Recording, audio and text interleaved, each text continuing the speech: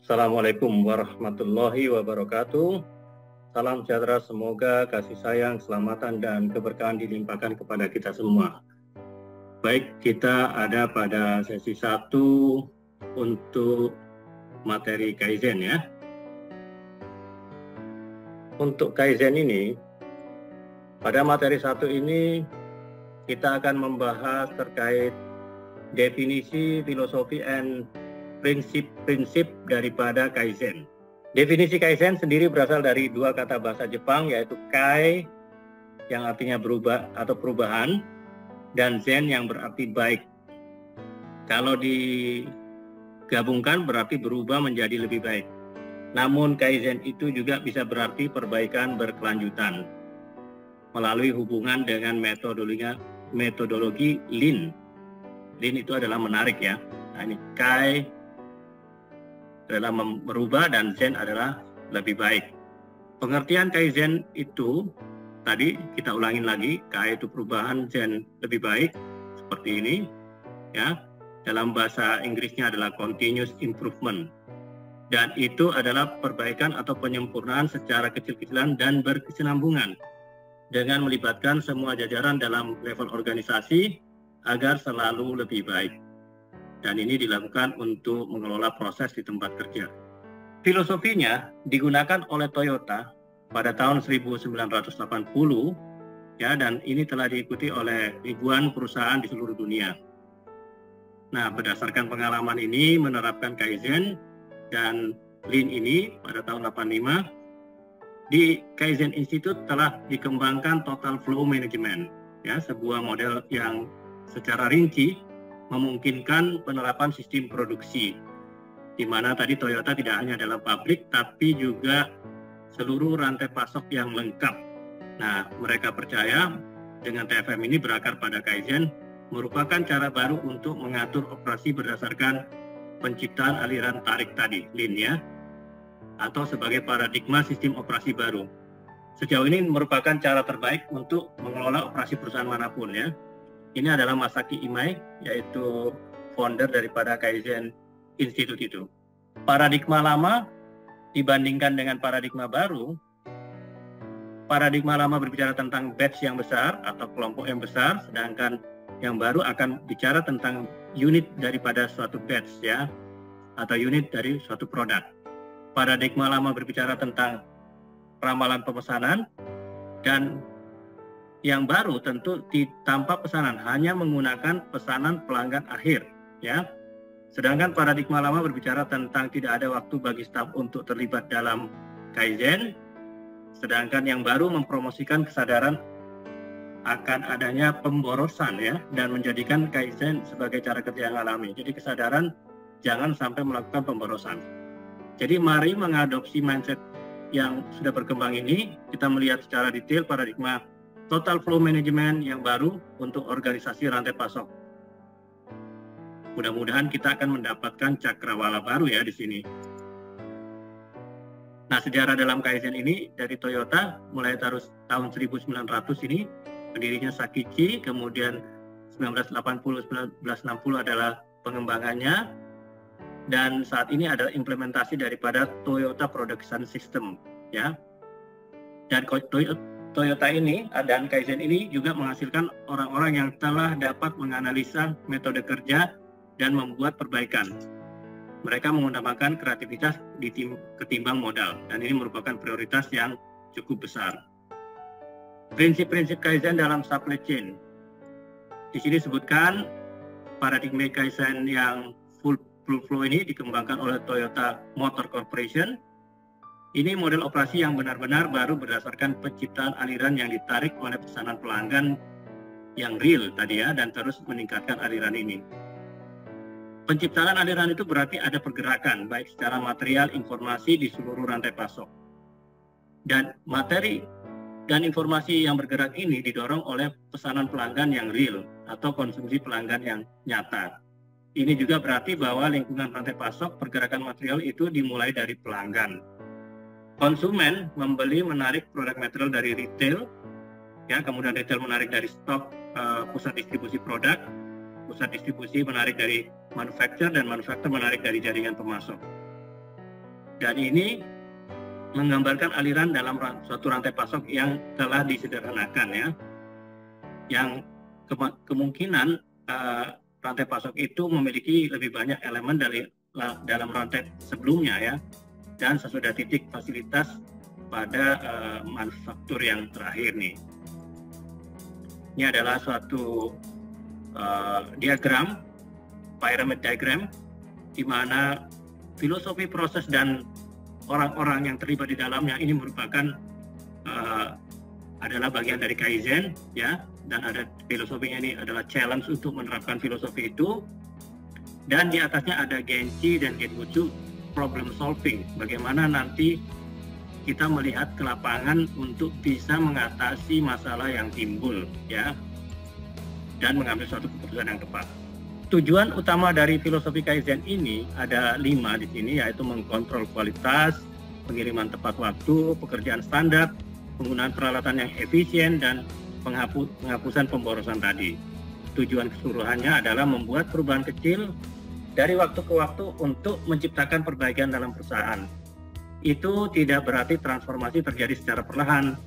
Itu hanya mengakui bahwa perubahan kecil sekarang dapat memiliki efek besar di masa depan. Dan perbaikan ini bisa datang dari setiap karyawan, setiap orang punya andil dalam kesuksesan suatu perusahaan. Dan tiap orang harus bisa berusaha setiap saat untuk membantu model bisnis menjadi lebih baik. Nah, ini adalah implementasi Kaizen dalam Toyota Way atau Toyota Production System ini ya.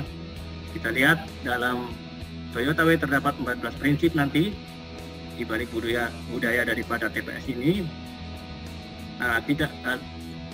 Bukan hanya sekedar alat-alat dan teknik ya. Inti daripada TPS ini adalah menghilangkan pemborosan, dalam bahasa Jepang disebut muda di segala bidang, sehingga ada istilah 8 setan muda atau 8 devil ya.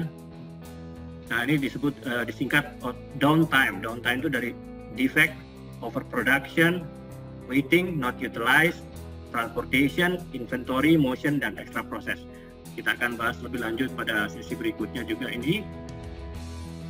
Dan 14 prinsip itu, pertama adalah mengambil keputusan manajerial berdasarkan filosofi jangka panjang, meskipun mengorbankan sasaran keuangan jangka pendek. Kedua, menciptakan proses yang mengalir secara kontinu dan memberi nilai tambah yang tinggi untuk mengangkat permasalahan ke permukaan.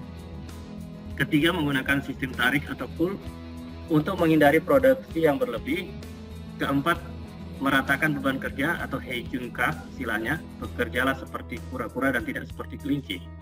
Nah, nanti kita akan lihat seperti apa ini. Dan kelima, bangun budaya berhenti untuk memperbaiki masalah dan untuk memperoleh kualitas yang baik sejak awal ya. Kemudian yang keenam, standar kerja merupakan fondasi dari peningkatan berkesinambungan dan pemberdayaan karyawan. Ketujuh, gunakan pengendalian visual agar tidak ada masalah yang tersembunyi. Kedelapan, gunakan hanya teknologi handal yang sudah benar-benar teruji untuk membantu orang dan proses Anda. Kesembilan, kembangkan pemimpin yang benar-benar memahami pekerjaannya, menjiwai filosofi dan mengajarkan kepada orang lain. 10, mengembangkan orang dan kelompok yang memiliki kemampuan istimewa dan menganut filosofi perusahaan.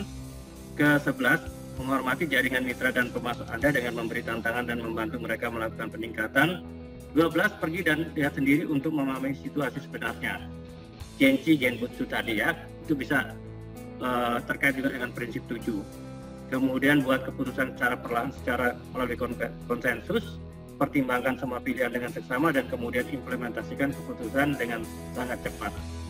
Dan prinsip ke-14, menjadi suatu organisasi yang melakukan pembelajaran melalui refleksi diri tanpa kompromi, Hensei, dan peningkatan berkesinambungan yang itu Kaizen tadi ya. Nah, kita akan singkat 14 itu menjadi 10 prinsip di sini ya. Dari awal adalah mempertanyakan the best practice atau praktek terbaik ya. Nah, tadi mengambil keputusan tadi ya berdasarkan filosofi jangka panjang.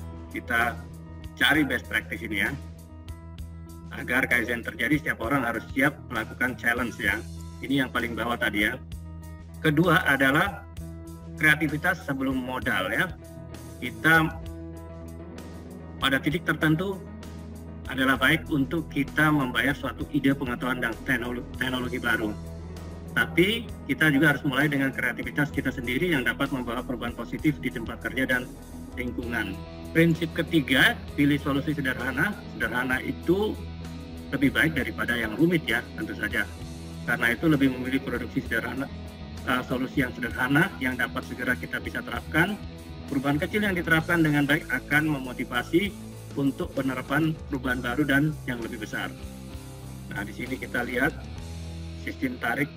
Ilustrasinya ini bisa kita menggunakan sistem tarik untuk menghindari produksi berlebih. Jadi sebetulnya tidak perlu menggunakan tenaga yang besar untuk menaklukkan suatu raksasa ini ya. Kita lihatkan di sini nih ilustrasinya. Kita mulai dari langkah kecil. Kemudian yang prinsip keempat ini segera memperbaiki kesalahan kita ya. Dan kegagalan tidak perlu dikhawatirkan sebetulnya ya. Kegagalan adalah bagian penting dari setiap pencapaian. Ada satu aturan penting yang harus kita percaya dan kita adalah melakukan perbaikan kesalahan. Ini kita lihat Mr. Robin, dia right atau the right man in the right place, dia harus melakukan koreksi ya kalau memang terjadi kesalahan. Prinsip dari kelima yaitu memahami data dan prinsip kerja. Data dan prinsip kerja ini memang digunakan untuk pengukuran pelakuan peningkatan. Termasuk di sini suatu standar yang kita gunakan ya. Nah, standar ini untuk suatu fondasi peningkatan berkesinambungan. Yang keenam adalah belajar mengambil suatu tindakan. Nah, tentu saja mengambil tindakan itu tidak gegabah. Kita di sini menggunakan istilah Genchi Genbutsu. Kita melihat, melakukan pengendalian visual, dan kita bisa melihat sendiri ke lokasi untuk memahami situasi yang sebenarnya. Kita harus bisa menjadi master yang pembelajaran serta tervalidasi pengamatan unggul tentang cara kerja sesuatu. Ini ilustrasinya Batman sedang mengamati lingkungan ya. Kemudian Kaizen 7, pertahankan sifat positif, respect kita, termasuk respect kepada seorang dan memiliki perspektif positif. Kita bisa menumbuhkan motivasi untuk menerapkan perubahan dan mengejar lingkungan organisasi yang lebih baik ya. Kedelapan, kita melihat suatu masalah itu sebagai suatu peluang dengan menghormati jaringan mitra ini ya. Timbul masalah yang besar di hadapan saudara hanyalah itu menjadi peluang besar untuk tumbuh ya. Dan karena itu masalah juga kadang akan menimbulkan solusi ya untuk meningkatkan diri, mengeluarkan ide dan nilai-nilai serta mengembangkan keterampilan agar jadi lebih baik, lebih berharga dan lebih banyak lagi keuntungan sebetulnya, lebih menarik dan menjadi lebih kuat dan seterusnya. Problem ini adalah suatu opportunity untuk suatu solusi. Yang ke-9, kembangkan kebijaksanaan saat menghadapi kesulitan adalah tidak perlu takut kalau kita melihat kesulitan itu. Kita bisa membuat suatu putusan moral berdasarkan pengalaman yang luas. Jadi dengan pengalaman berdasarkan pengambilan keputusan itu yang buruk itu bisa juga dijadikan suatu cara mengambil keputusan ya. Dengan mengarah keputusan yang lebih baik dan bijaksana. Jadi memang harus belajar ya ini untuk keputusan wisdom. Dan yang ke-10 adalah berhenti membuat alasan dan menghilangkan sesuatu yang dianggap tidak bisa ya. Jangan merasa terpojok dan kita tidak tahu apa yang kita lakukan selanjutnya. Itu bisa jadi hanyalah alasan, maka kita pertama-tama harus membebaskan pikiran kita ya. Dan ada ribuan cara bagaimana kita dapat berinovasi, meningkatkan dan mencari solusi yang produktif. Ya, kita perlu tenang, ya, jangan mencari membuat alasan-alasan. Kita dapat pasti melakukan hal-hal itu hanya. Ingat, pikiran kita ini hanya seperti suatu parasut, maka dia hanya berfungsi saat parasut itu terbuka. Ya, kita harus bisa membuka pikiran. Itu saja. Dan yang terakhir, kesimpulannya bahwa ada 3 hal yang harus dicamkan di sini untuk bisa sukses atau sejahtera. Pertama, edukasi yang harus kita perhatikan. Kedua adalah experience, pengalaman kita. Dan ketiga adalah nasib, keberuntungan yang bisa jadi nasib kita baik asal kita mau jadi lebih baik. Itu saja untuk pertemuan pertama. Saya kira sampai di sini. Assalamualaikum warahmatullahi wabarakatuh.